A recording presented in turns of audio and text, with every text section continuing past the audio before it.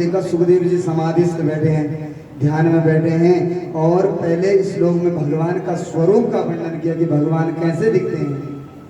महाराज शिष्य गान करते हैं, वरहा पीडम नटवर वपो कर्णियो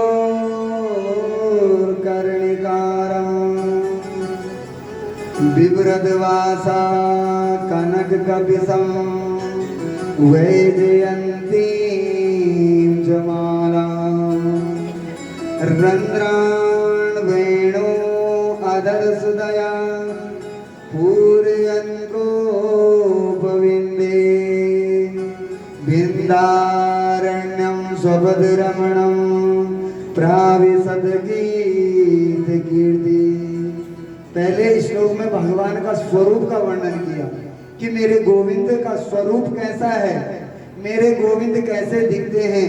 महाराज वरहा पीडम नटवर वपु, जिन्होंने वरहा मोर का पंख का मुकुट धारण किया हुआ है, नटवर वपु नट का भेष, एक नट का भेष बनाया हुआ है, और कर्णयो कर्णिकारं, कानों में कर्ण फूलों के कुंडल बनाए हुए हैं। भगवान का स्वरूप का वर्णन कर रहे हैं। बिभ्रद्वासा कनक कपिशं वैजयन्ती जमाला।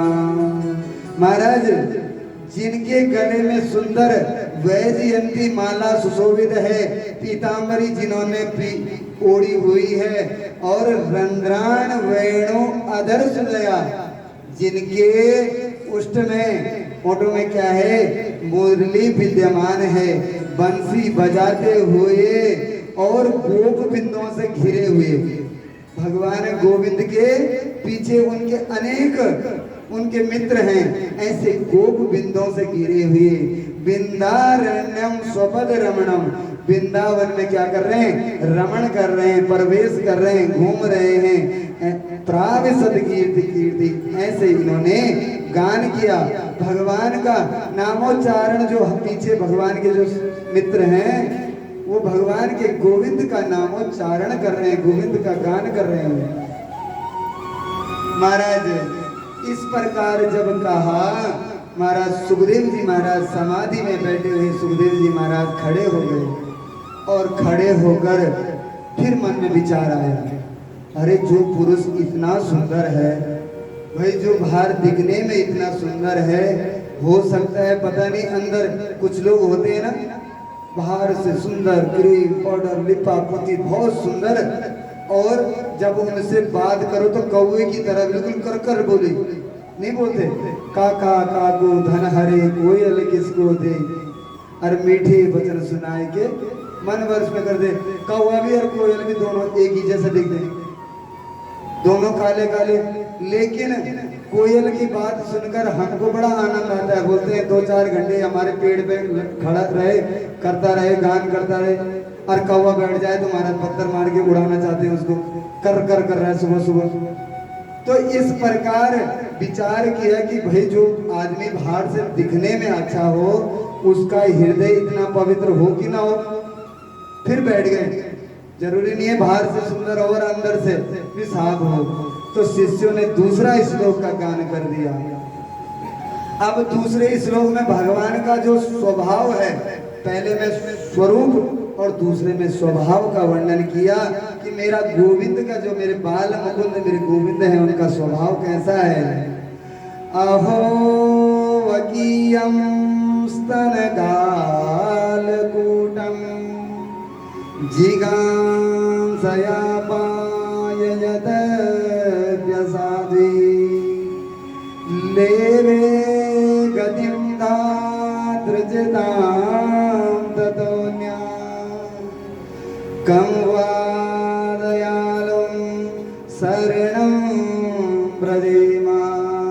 कैसा स्वभाव है गोविंद का। अहो वकीयम, वकी कहते हैं वकी, बकासुर, और बकासुर की जो बहन है वकी, वकी कहते हैं पूतना के लिए। स्तन कालकूटम, अपने स्तनों में कालकूट नाम का विष लगाया, और 6 दिन के कन्हैया, मेरे गोविंद कितने दिन के हैं? मात्र 6 दिन के बालक। और जिघांसया यानी मारने की इच्छा से सुंदर भेष बनाया। राक्षसी पूतना ने कालकूट विष स्तनों में लगाया और भगवान नंद भवन पहुंच गई और मारने की इच्छा से लेके आई। लेकिन मेरे गोविंद ने देखा, भाई काम तो क्या कर रही है, भाई पूतना ने मेरे गोविंद को हाथ में लिया और हाथ में गोद में लेकर अपने स्तनपान करवाए। बोले काम तो देखो, चाहे ये मारने की इच्छा से आई है लेकिन काम कैसी कर रही है? धात्र चिताम तत्वन्या, धात्री माँ के समान काम कर रही है। भाई माँ पुत्र को, बेटे को गोद में लेकर अपने स्तनपान दूध पिलाती है, काम तो वही कर रही है ना जो मेरी माँ करती है। तो महाराज कमवा दयालुम शरणम प्रदेमा, महाराज इनसे सुंदर कौन होगा जो भगवान 125 वर्ष तक भगवान इस धाम पे रहे और माता यशोदा देवकी को भगवान ने 100 साल बाद वो गति प्रदान करी। आज 6 दिन के कन्हैया ने पूतना को माँ के समान गति, वो धाम जो माँ यशोदा और देवकी को 125 साल के बाद दिया, वो आज पूतना को 6 दिन के बालक ने सीधे अपने धाम बुला दिया। इससे क्योंकि काम चाहे कैसे भी कर रही है, मुझे गोद में लेकर काम तो माताओं वाला करे, इस गति भी माताओं वाला होना चाहिए।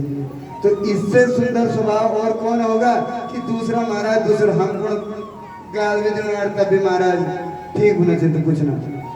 इससे बढ़कर सुंदर स्वभाव और किसका होगा जो किसी से महाराज पूतना तक राक्षसी को भी सदगति दे दी। महाराज तुरंत शिष्य के पास, महाराज और बताओ उस पुरुष के बारे में, उनके बारे में और बताओ। हाथ जोड़ा महाराज, हम तो इतने से अलावा और कुछ जानते नहीं हैं।